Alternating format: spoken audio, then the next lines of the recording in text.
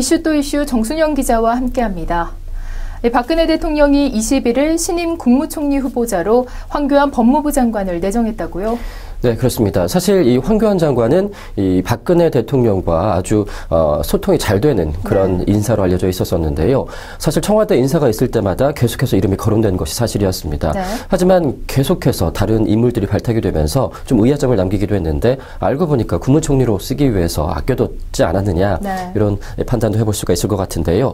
일단 오늘 오전 10시 15분쯤에 황교안 법무부 장관을 국무총리 후보자로 지명한다는 발표가 있었습니다. 이 황 후보자는 과거에 장관 인사청문회를 한 차례 통과한 바가 있기 때문에 이번에 총리 후보자 인사청문회 역시 무난하게 통과하지 않겠느냐라는 전망이 나오고 있는데요.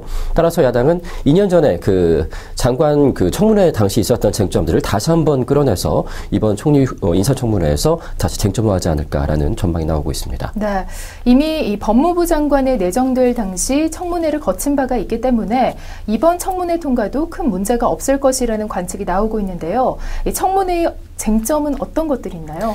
네, 일단 과거에 장관 청문회 당시 가장 큰 쟁점이 됐던 군대 연기 문제, 기피 문제에 대해서 다시 한번 논란이 되지 않을까라는 예상을 해볼 수가 있을 것 같습니다. 네. 당시에 병역 면제 의혹이 제기된 바가 있었는데요.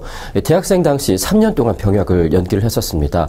그러다가 담마진 피부 질환이라는 병으로 6개월간 통원 치료를 받기도 했는데요. 결국에 1980년 7월경 면제 판정을 받았습니다.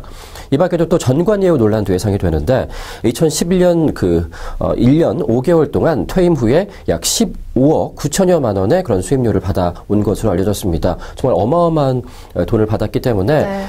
이래서 번 돈이긴 하지만 사실 국민의 눈높이에 맞지 않거든요. 당시에 장관 청문회 당시에 이 황 장관은 이 국민의 눈높이에 맞지 않은 많은 급여를 받은 부분에 대해서 송구스럽게 생각을 한다. 이 수임료의 일부를 기부하겠다라고 밝히기도 했습니다. 네. 기부를 했는지 안 했는지 아직 모르겠습니다. 이번 청문회에서 다시 한번 밝혀지지 않을까 예상을 해봅니다. 네, 이 향후 청문회가 어떻게 진행될지 몹시나 궁금해집니다. 그런가 하면 공안검사로 근무하며 진행한 수사 및 역사관에 대한 공세도 이어질 전망이죠. 네, 맞습니다. 네. 먼저 2009년에 본인이 직접 저술을 했던 집회시위법 해설서라는 글에서 5.16 혁명에 대해서 굉장히 미화하는, 혁명으로 미화하는 5.16 쿠데타를 혁명으로 미화하는 그런 글을 작성을 해서 논란이 되기도 했습니다. 또 2011년 한 언론사와의 인터뷰를 통해서는 최근에 종북 세력이 갑자기 많아진 것은 국가보안법의 개정 때문이다라는 논리를 펴서 또 논란이 되기도 했었는데요. 2005년에는 삼성 엑스파일을 수사를 하면서 삼성 봐주기식 수사라는 논란이 있었습니다. 당시에 검사들은 모두 빼고 기자와 그리고 노회찬 의원만 기소를 해서 또 질타를 받기도 했었는데요. 재산 역시 갑자기 늘어났습니다. 현재 재산이 총 22억 6,600만 원이라고 하는데 지난해보다 약 1억 8,600여만 원이 늘어난 상태입니다. 일단 국민과 소통을 하고 또 국민을 통합하는 그런 총리를 뽑아주기를 다시 한번 기대를 했었는데 네. 역시 장관에서 이 총리로 이동을 하는 모습을 보여줬습니다.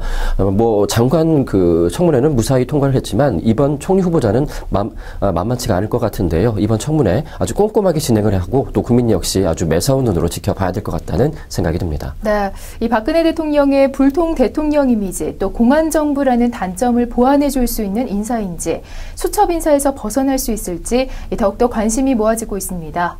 총리 후보자의 검증을 위해서 이번 청문회 보다 철저하게 검증이 되어야 될 것 같습니다.